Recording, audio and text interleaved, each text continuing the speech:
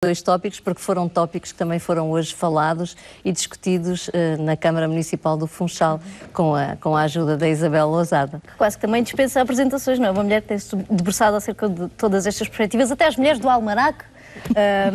Portanto, não só em termos de literatura, o próprio papel da mulher na nossa sociedade, acha que tem conseguido evoluir e acompanhar os desafios, ou a mulher ainda se deixa ficar um pouco à sombra? Eu quero agradecer, em primeiro lugar, a sua simpatia, o seu profissionalismo, que fui acompanhando desde há algum tempo esta parte, até por indicação da nossa vereadora, e dizer quão grato é esta oportunidade de estar convosco, entre duas mulheres que lutam por estas mesmas causas e que, no fundo, o meu currículo não é nada, a não ser mais uma neste assentar de pedra, de mosaico, para que consigamos ter um caminho que seja mais conforme àquilo que desejamos. Precisamos de mulheres assim de garra. Eu espero que precisamos de outras com mais garra. Eu tenho as minhas eleitas também e hoje estou aqui muito bem ladeada. Confesso que me sinto uma privilegiada. Agora, assim, grandes mulheres no mundo da nossa atualidade, não falando de mulheres que já tenham partido, mas as mulheres que atualmente sejam uma referência para si, que digam, ok, é isto o exemplo, o símbolo do que eu quero passar cá para fora para estas mulheres, para perceberem porque é que temos lutado até agora?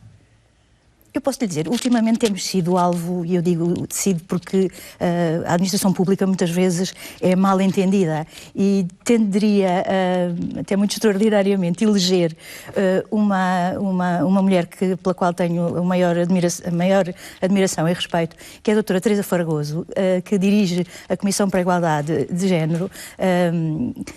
E porque hoje também falámos bastante nela e tem uma trajetória de vida que, dentro da administração, mostra que não tem a ver com a meritocracia só, mas a verdade é que ela tem um percurso feito dentro da própria comissão e essa vivência, o conhecimento das estruturas em que trabalha e depois representá-la na sua expressão máxima, configura aquilo que eu creio que deveríamos valorizar cada vez mais, que é o crescimento, a aprendizagem dentro de uma determinada vocação e creio que ela, por exemplo, espelharia isso que me diz. A nossa Secretária de Estado, Rosa Monteiro, também, lembrando a Catarina Marcelino antes, e fala assim com mais desenvoltura, porque são mulheres jovens. As mulheres que estão na justiça, cuidado com elas, não é? Veja, a juíza a Santa Clara Sotomayor, que tem feito um périplo imenso com as questões ligadas aos jovens, à defesa da criança, uma das figuras também em televisão que acompanhamos, que esteve à frente até há muito pouco tempo do Instituto de Apoio à Criança, Dulce Rocha. Eu podia continuar a dizer uma série de nomes. Tenho, de facto, um grande apreço por todas e quaisquer mulheres que elejam para a sua caminhada abraçar causas e fazer as suas escolhas, porque no fundo essas escolhas implicam sempre deixar alguma coisa. E, portanto, eleger o que elas elegem é provavelmente abdicar de muitas outras. E com certeza que a Sofia seria um bom motor para nos explicar o que é que isso implica também, não é? Mas eu gostei foi da sua utilização do conceito da meritocracia. Acha que já conseguimos associar o sexo feminino à meritocracia?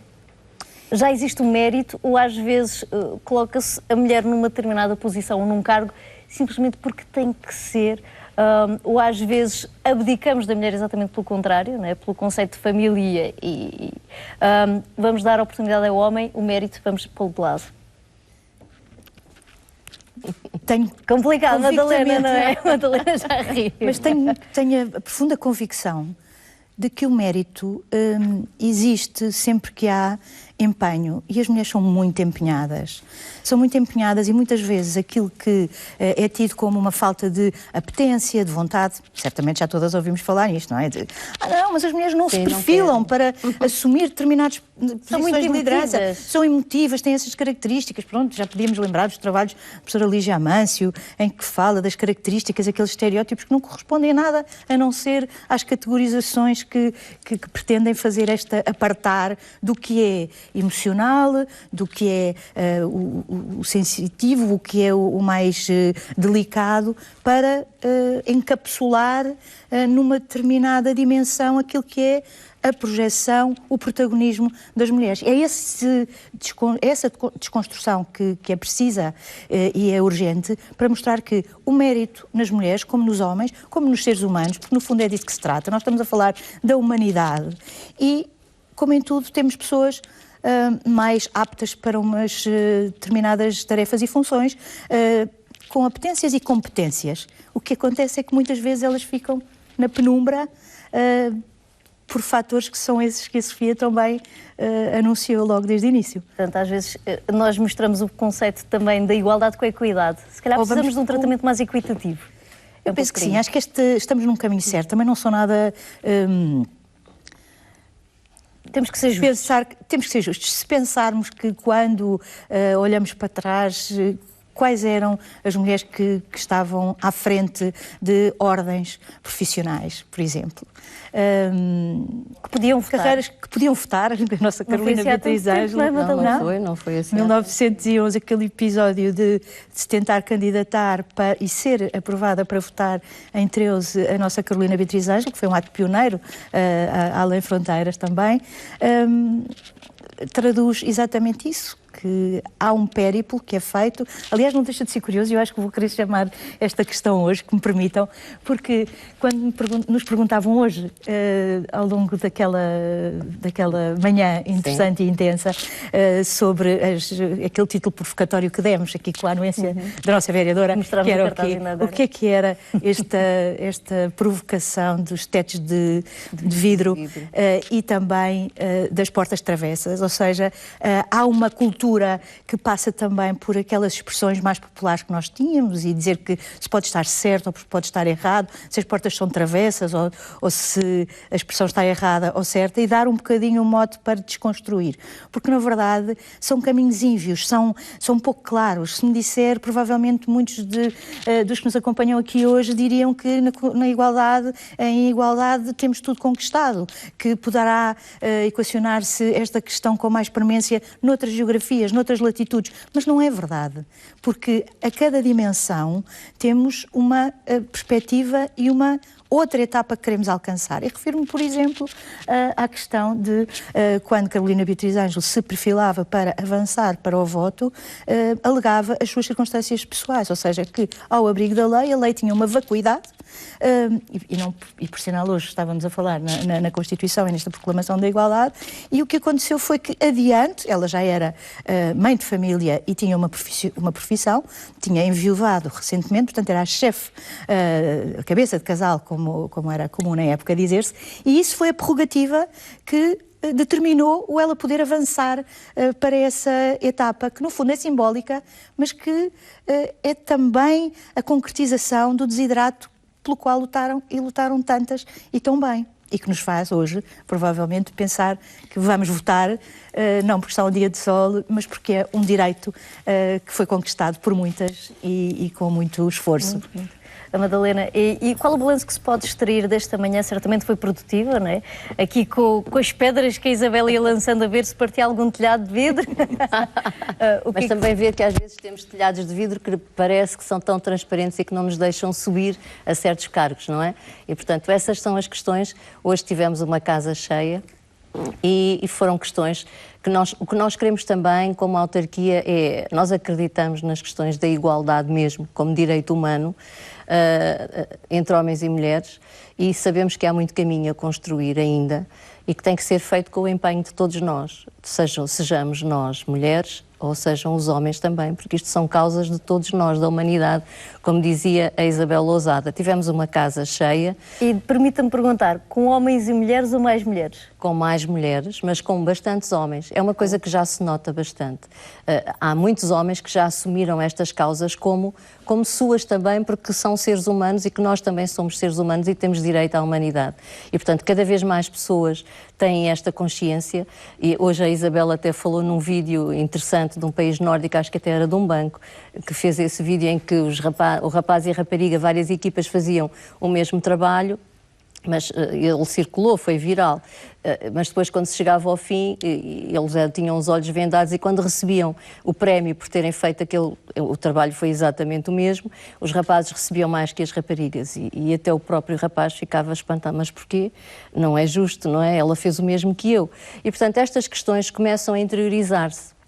Elas primeiro estranham-se e depois entranham-se, não é? Neste momento estamos nessa fase, estamos a demorar tantos anos, mas há um caminho muito seguro que estamos a fazer e nós na Câmara Municipal do Funchal preocupámos-nos muito com estas questões.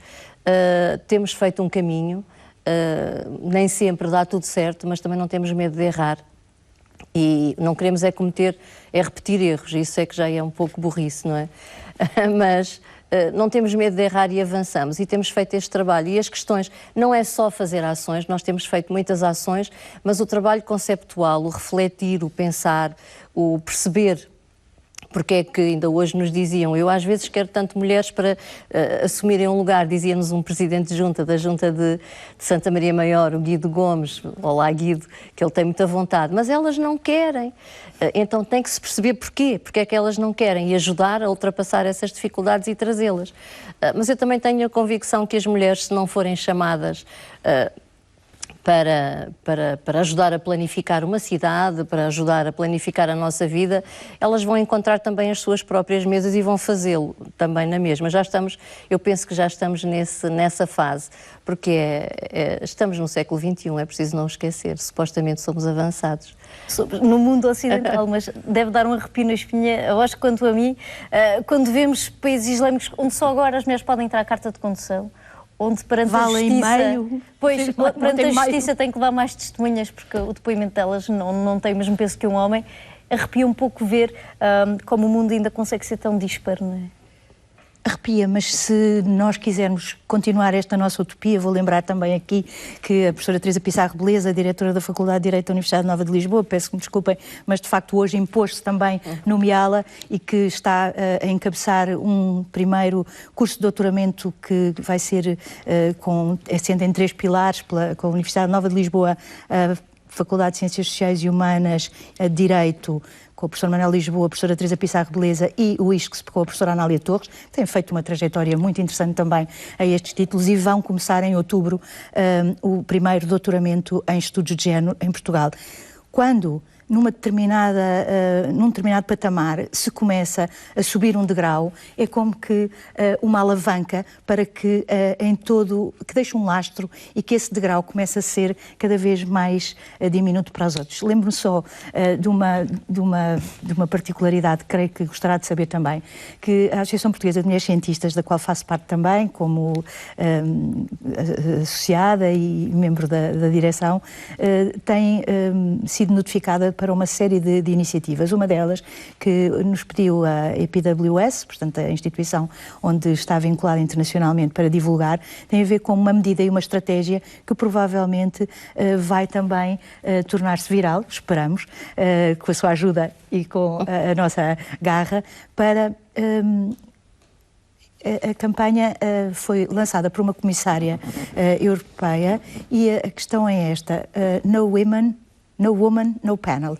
Cada vez que convidarem essa comissária para intervir num debate ou num painel, se não houver mulheres no painel, ela não irá. E, portanto, eu acho que isto são pequenos passos que nós podemos dar para que aqui e no mundo, e lembremos-nos que a Malala agora dirigiu-se ao Paquistão, foi um prémio Nobel, voltou ao seu país natal com grande comoção.